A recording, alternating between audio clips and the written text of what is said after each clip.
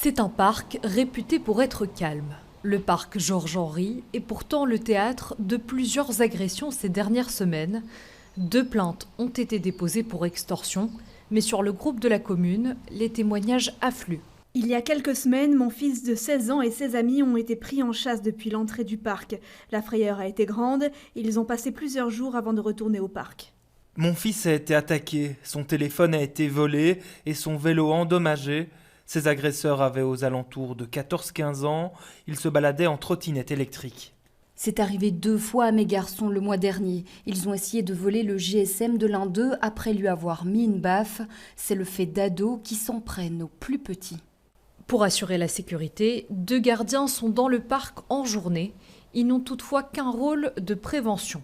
La commune plaide quant à elle pour la fermeture du parc durant la nuit. La commune, elle, s'occupe de fermer les entrées latérales du parc. En revanche, la fermeture de l'entrée principale doit être en principe assurée par Bruxelles Environnement, mais par manque de personnel, elle n'a pas la capacité de venir fermer cette entrée principale. De son côté, Bruxelles Environnement dément et affirme qu'il s'agit d'une décision de la commune. Pour l'instant, la commune paye une société de gardiennage qui ferme les entrées avenue Georges-Henri, rue Montagne des Cerisiers, mais également au clos des 4 saisons.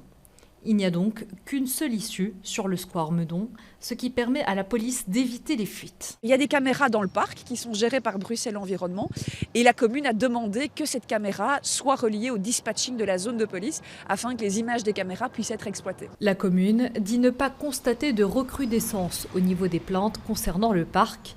Elle invite donc toutes les personnes ayant été victimes d'agressions à porter plainte pour monter un dossier. Une enquête a été ouverte.